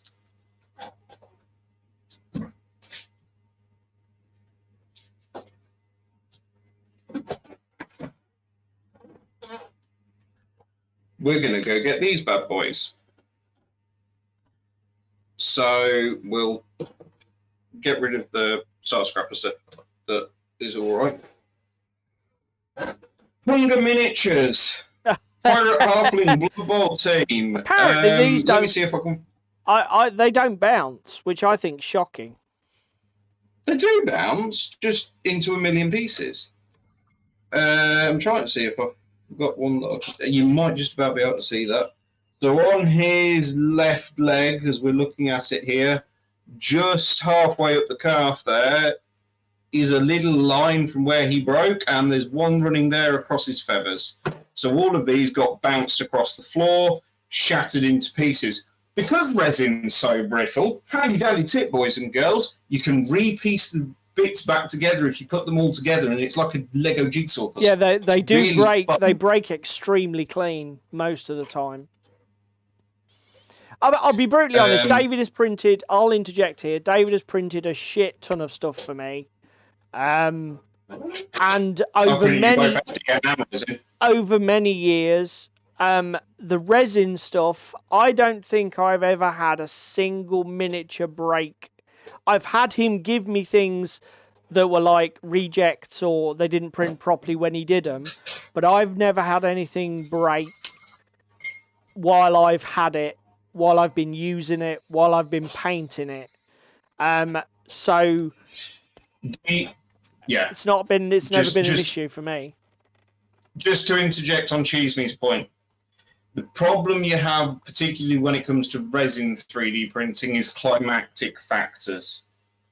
If it's humid, if it's warm, if it's cold, because you're changing a liquid to a solid, those things factor into the process and can cause you issues. Crispin, can you clarify on the what's my printer? Regarding do I run my STLs through Microsoft 3D Builder, I only ever run them through 3D Builder if there's an issue. I just plug and play as I go. Most of my slices are pretty good and will tell me if there's going to be an issue in Cura or Lychee. The anti-3D printer dude uses somebody else to do the work for him. That's not fair. Well, you have been attacked. No, it is perfectly fair. And this is, because again, this is another thing that provoked this whole conversation. We had got this great idea for a project for Dungeon Alia on Tabletop, where we wanted to do a specific Frostgrave table with a cross sewer layout and sort of like steampunky vats and boilers and shit like that. These are things that I could scratch build out of foam and go absolutely old school if I wanted. I don't have the time. David was like, oh, well, that's fine. We found all these cool STLs. We spent about 2 or 3 hours researching it on the internet, and we found loads of cool shit. And David's like, oh, I can print all these. But it's all on him. I can't help because I don't do this. And I was like... You can only help once it's a physical product.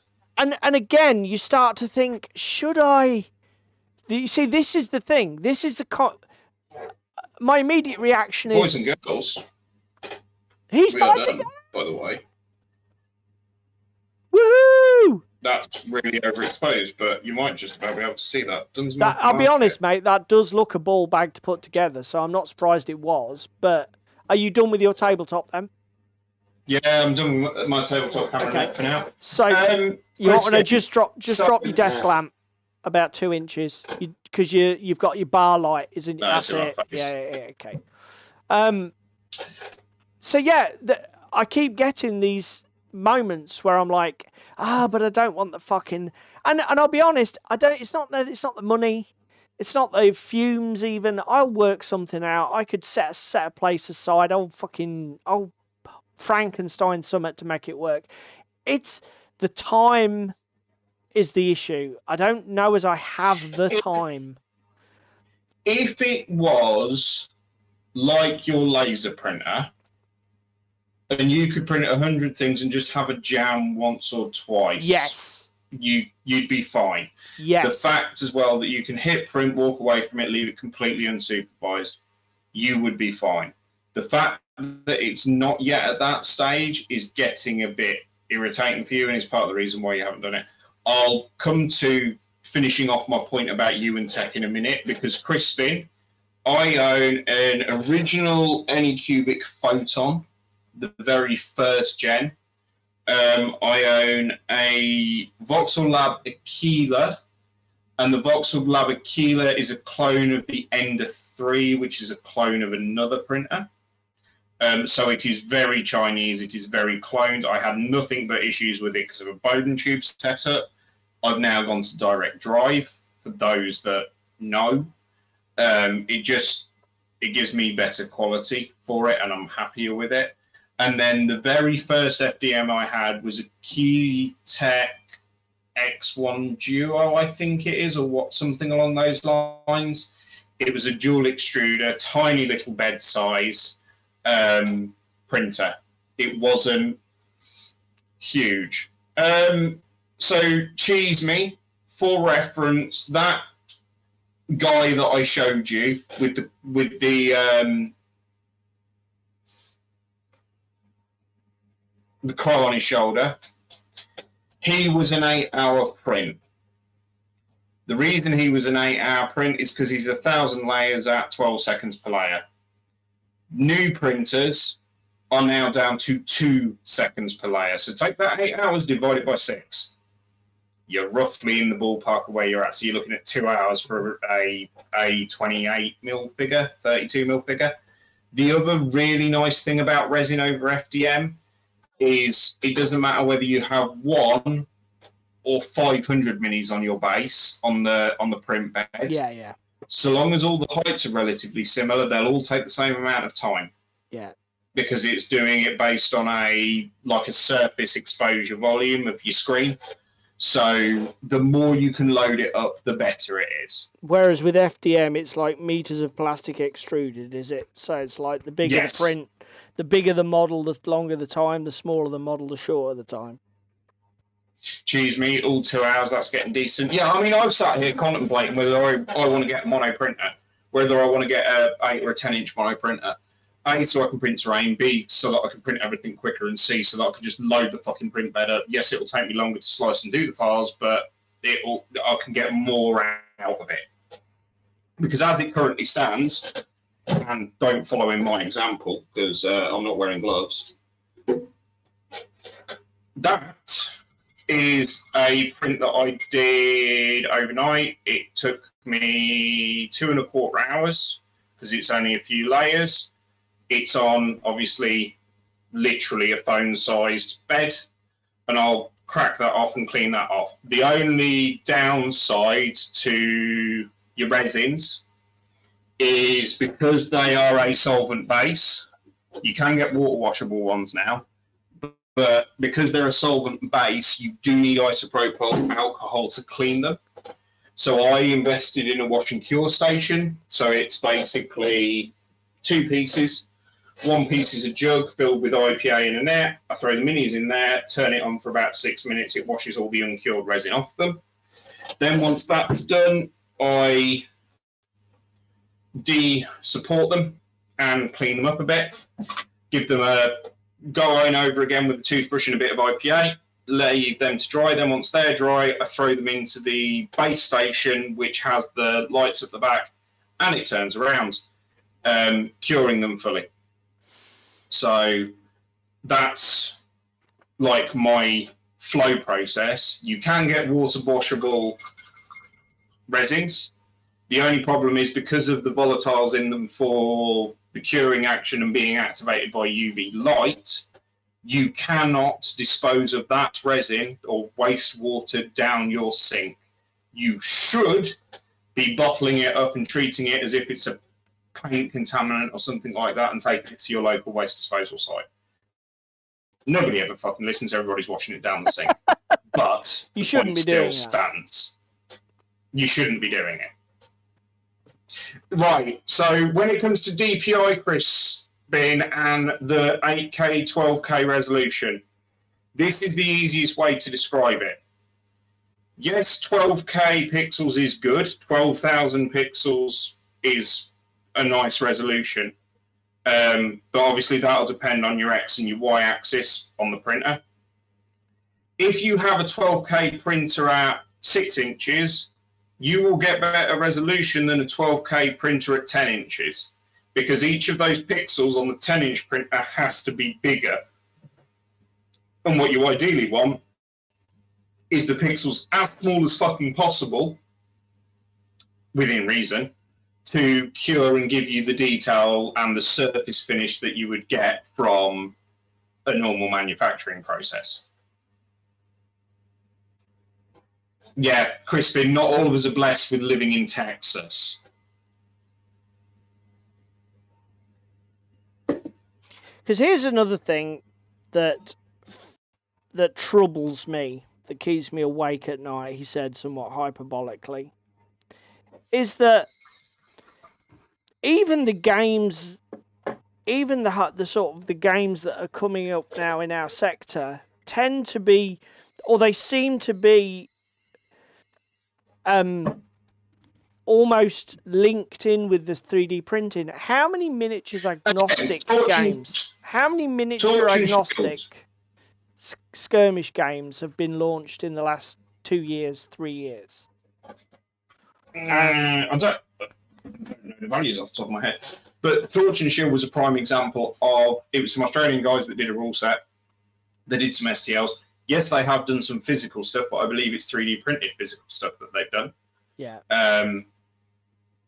The game itself is quite good, and it's quite a fun little narrative game. It's a board game, isn't it? Yeah, it's board game-esque. It's miniature. But I mean, even if you were to say go into the true wargaming hobby, I mean, everything by Snarling Badger. So you've got Hell and was it Hell or whatever theirs was called, and the Demon one, and then the Space Station Zero. McCulloch's games, Frostgrave. I mean, I know that North Star Miniatures do their own miniatures, but they're just begging, use what you want, do what you want. I mean, we played Exploit Zero, we played at a con. So many of the, so many of the small Blue Book games by Osprey that were Forbidden Psalm, yes, Darren,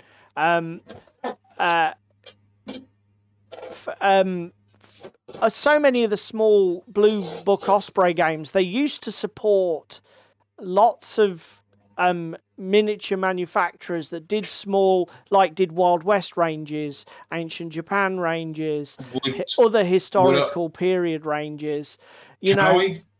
Sorry? Stick my oar in here. Yeah, go on. Mantic, you've got big boys doing it now. Oh, the Vault. Yeah, we talked about that the other night.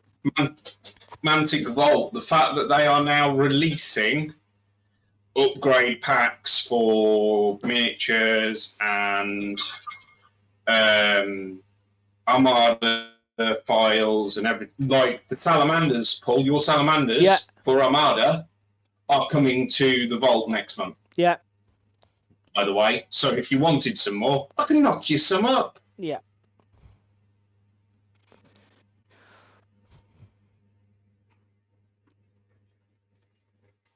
I mean, Crispin, the Mantic Vault is insane value. I think I spent 70 quid on it for the year. I've got access to every single rule book and all of the...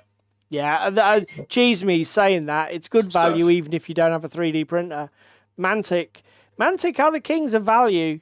Whatever. I mean, we were somewhat lukewarm on DS Origins the other week, but I tell you what, we won't criticise it for value. You still get a lot of bang for your buck.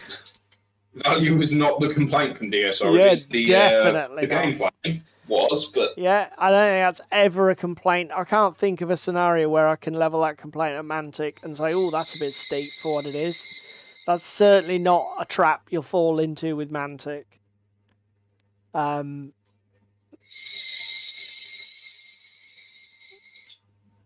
Yeah, definitely.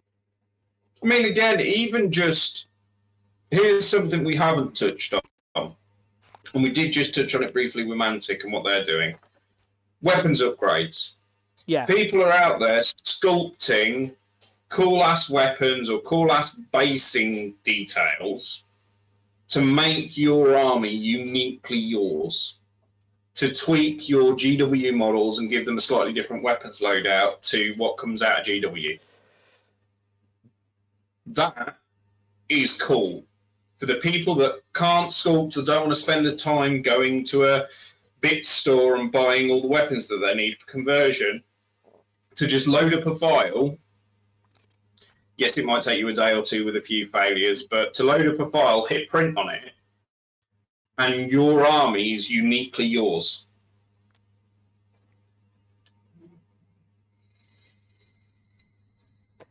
I mean, Ewok, yeah, but those 8 Kings of War armies you all bought in the fucking mental Black Friday, didn't you, Ewok? Because you're insane. Right. This entire, 45 minutes has been pretty much a landslide in evidential pro-evidence for our actual sort of like our proposed theory that this is inevitable. Can anybody help me to justify why you're not jumping on the bandwagon? Well, no, can help me to actually feel less bad about this, and I'm not, I'm not being. I don't mean feel bad as in I mean feel bad as in fuck the inevitability of it. I mean, I was thinking about you, Darren. You still resisted the airbrush thing. I'm guessing.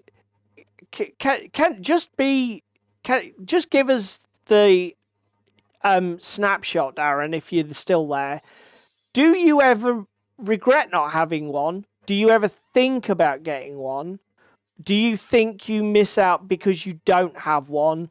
Or is it just something that not having one means that your hobby is different to the average Joe's in one way, but it doesn't bother you? Because I think I can't think. Tim, you're the same, because you're very anti 3D, aren't you, Tim? Do you genuinely think? I think that you're being your classic German. Tim's comment. Yeah, German. You're being your classic German trollish self, and I don't believe that you believe that for a minute. But I might be wrong. Do we genuinely think this is a fad that's going to burn out? I can't see it. I definitely think that there's always going to be a community of ever decreasing size of resistors. Like, if I think about it, right, literally, unless every war game that's going to be made over the next 10 years has no physical product, and I can't even they don't do third party licenses, so I can't even get somebody on Etsy to print me stuff. I think unless that for airbrushing, Darren, because I just wanted to see if there was like some parallels with you where like you've decided against airbrushing, but actually you still have those moments of doubt, or whether you're fully at ease with it. Because literally, unless that scenario arises, I definitely could still to enjoy my hobby and not buy one. I could buy 3D prints pre-made. I could get people to print me 3D, pay people to print me 3D shit. Presumably some manufacturers are just going to keep making real physical product for old guys like me who want to pay for real physical old product. So, and literally, unless that comes to an end, I don't feel that I need to panic. Oh, my hobby's going. I mean, Jesus Christ, even if it did, I could probably play games for the rest of my life with the shit I already own and never buy another thing. But I don't know. I think that tonight the winners are the winners tonight are David and Chris. On Cheese Me's comment, there is a company called Bamboo Labs. They did not make 3D printers before they went to Kickstarter with their first one. Can I just do Darren's comment before it goes off the screen? Because the chat is really active, which is fucking awesome. Darren says, I sometimes think having an airbrush will be useful for priming or varnishing or mask. I'll be honest, mate, that's still what I use mine for 80 to 90% of the time. The only time I use it for actual painting is either when I've got really basically monocolor models like marines, or big shit like vehicles and dragons and tanks, where you've got like, you can actually don't worry about overspray because you've got big areas to paint. But then I don't really want the added hassle of keeping it clean or taking up space. So again, you are a bit like me with the 3D printing, where you keep thinking about it, you think, no, downsides. Carrot, sorry mate, go back to it now that. So Bamboo Labs went to Kickstarter and funded their first printer.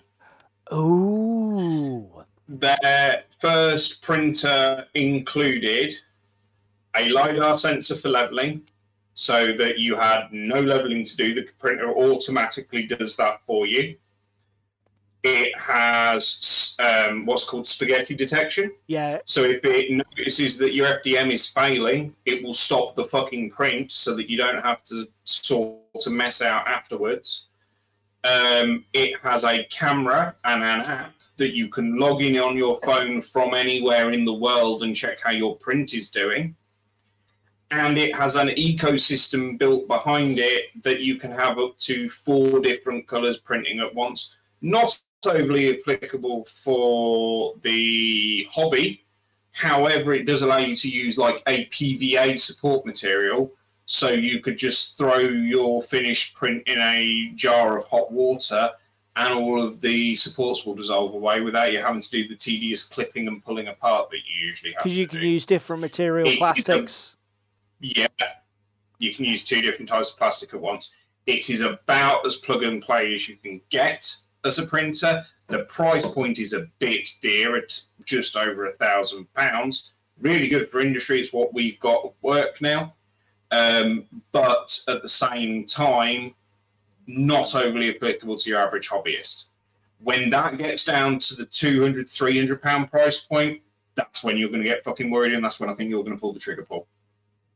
No, Darren says the same. If they did a 3D printer that was simple as reliable as a laser printer for a Star Trek replicator, he'd get one. That is definitely. It's a bit like we said about my laser printer upstairs, my colour laser printer. If I open a PDF on the web and press print, that's all I need to do. I don't have to resize it. I don't have to change the contrast of it. I just print it and it works. And obviously when 3D printing is like that, you'd be a bit bonkers. I think yeah, it will be a tool I would buy then. Darren says much the same thing. If they did a 3D printer was simple and reliable. So Darren, you've said that about 3D printers. I mean, I would say airbrushes are not unreliable, or I mean, show Paul will show everyone on the internet. I have had miniature thrust at me. David's being thrust at on the internet. No, fucking hell, you dirty bastard. Yeah. No. Oh, we'll quickly kill that before we get all the feedback. I was going to say, whistle. Sorry for everybody's ears. Do you want to come down to the desk? Very nice. I like that purple. Is that contrast, or is that... No, that's proper paint. Spam has properly painted. Blimey. That is not contrast. That looks quite clean as well. Difficult to be certain. Pull in, how close up can you get with it focusing on like the things like the loincloth and the armbands, those details, see how clean they are? That's pretty clean, man. That's a good job. So that's what Spam's been doing tonight. Posing pouch, yes, yeah. yes. He's very testicular. Okay, so we've got 5 minutes to go. Let me show you what I've managed to achieve. It's not particularly much, but just show that while David's been doing all the talking, which was a nice change actually, I have been actually getting some work done.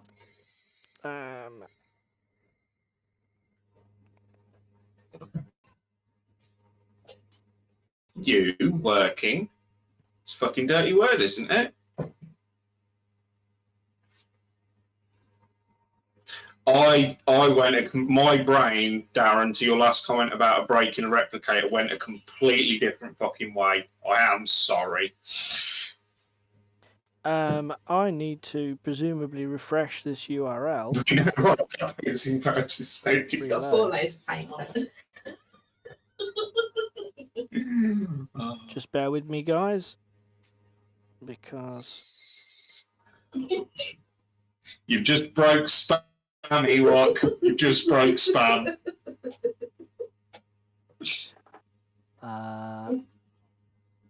Okay, maybe. Are you having technical difficulties, I am, sir? because my phone was playing up. Let me go if I can. Hooray! Hooray! Hooray! Hooray! What's he put? All that practice played off. I'm missing this whole thing. All go purple. Ewok, all going purple and orange paints. We're doing spot by choking David in the upstairs dungeon. I read that. My eyes are fucking terrible. Right, okay. So this is what we've managed to do. This is why this takes fucking ages, because Have painting. you drunk from that cup, Paul? Sorry? Have you drunk from that cup? Not that one. No, because it's labelled not paint. It's paint water, so I wouldn't drink from that. Is that what you've got done? That's all I've got done. But it's this one I drink from. So yeah, I've been doing some work, but I didn't get a lot done. But then again, you only put the roof on epoxy shed, so don't come giving me all that. Excuse me. There is a lot of roofing to be done on that epoxy little fucking shed, I'll have you know. Look at it. Yeah, it's still only a roof on a shed. Anyway, it does come off nicely. Oh, you've stuck with the plan of having it lift off for play, yeah? Yeah, I'm not. I'm not. How substantial is it as a lift-off piece, or is it? Oh, it's pretty good then. It's pretty rigid. Pretty rigid. I'm pretty impressed with that, because that looks insubstantial as feck. Some engineering went into that. Handbags at dawn. Right, okay. So, I think that pretty much that's sort of like. I think that buries the argument. Yeah, you're wrong. I'm right. There we go. Problem solved. I think. I don't. For those of us who are holding out against the tide, we shall continue to do so. But I cannot see. I mean, just before we go. Yeah. Have you pulled up the poll results? Oh, I had actually had a look at the poll results, and then I forgot all about it. It's 50-50 with a strong leaning towards maybe. Okay. So I've ended the poll, and I think that's made it appear in the chat. No, it hasn't. Oh, that's great. Okay. So. Yeah, it has. It's just popped up. Oh, it's just popped up, has it?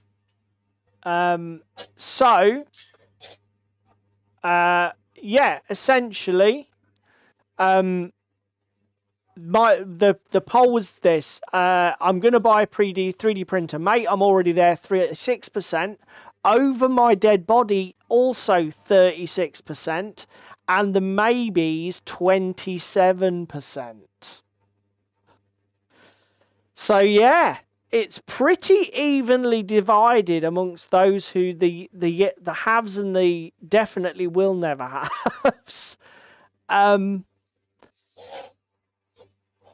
It's funny. That's really interesting because that I mean, what with the yes, no's and the maybes, that's a very, very evenly divided community, even from our small sample size here. And I think that's reflective, though, because I think 3D printing as a topic is quite divisive, even now. Maybe it's age-related as well. I think, let's put it this way, I think more of the over my dead body 36% are over 45, and probably more of the yes, I'm already in it, mate, are under 30. Yeah, true. Do you know what I mean? I definitely think there might be an age factor thing going on there. But I think we're all going to have to do it in the end, I think. Oh, not have to. Have to is the wrong word. I think that perhaps those of us resisting, and I'm beginning to think more about this myself, those of us resisting just because we are resisting, maybe we need to be a bit more open-minded. You know, maybe it unlocks more. And Cheese Me's made a good point. It's up to your available space. You've already got space denoted to hobbying. Yeah, no, that is a factor. Do you need to bolt a 3D printer or two on that as well? I mean, again, there are issues around. You might live with your parents. You might live in a flat, a one-bedroom flat. You might live in. I mean, we're lucky we've got our own home, and we don't have kids. So I don't.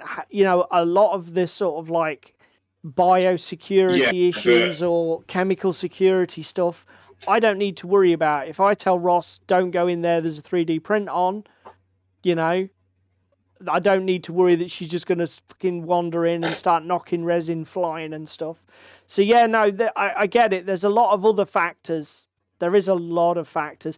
I'm not arguing that, Paul. I'm not saying that there is never an all, or it's never all one or all nothing. What I'm saying is, I suspect that as percentages go, it's probably on balance the older crowd that do not want to get into 3D printing. Yeah, I mean, again, you only have to look at how divisive having fucking digital copies of rule books is in the community before we involve getting miniatures from nothing. Do you know what I mean? It's like, hang on a minute. If people are on the fence about, it's a digital only rule book, I don't like it. We're looking at you, Jerry, if you're watching. We are. Those fighting words. It's one of those things. Like, it is what it is. You can't help people. Yeah, I mean, I still like physical books. And in fact, let me show everybody. So much so you bought Mea culpa. The physical rulebook for 2nd edition Frostgrave because you didn't like the digital edition. I bought the digital edition, 2nd edition Frostgrave, because the changes between 1st and 2nd edition were small. So why did I need to buy the 2nd edition rulebook? I thought, at a discount price, I'll at least get the Adobe Digital Edition electronic copy of it. After playing around with the Adobe Digital Edition for several years, the other day I went and bought the hardcover because I got absolutely fucking sick of it. So, there you go. It's real. I can touch it. You can touch your resin prints once they're finished. Yeah. And on that note, we need to end. Yeah, and without gloves. Looking at you. Right, okay. Thanks very much, everybody. Thank you very much, guys, for being along with us tonight. You've absolutely fantastic. The chat smashed it again. You guys genuinely make this stream worth doing, and you're the reason that we're here. So thank you very much. If you're catching us later on YouTube, thank you very much for giving us your time and attention as well. If you can only do one thing tonight, please click the like button, because just that little thing makes a massive difference to the YouTube metrics, especially for a channel that's tiny like us. Fucking Tim. No, he's right. He can't kill the metal. Right. Right. So before we get any more into the weeds, I think we will say, If you've got time to do any of the other bullshit down here, do that as well. But definitely click like. All right? Likes are appreciated.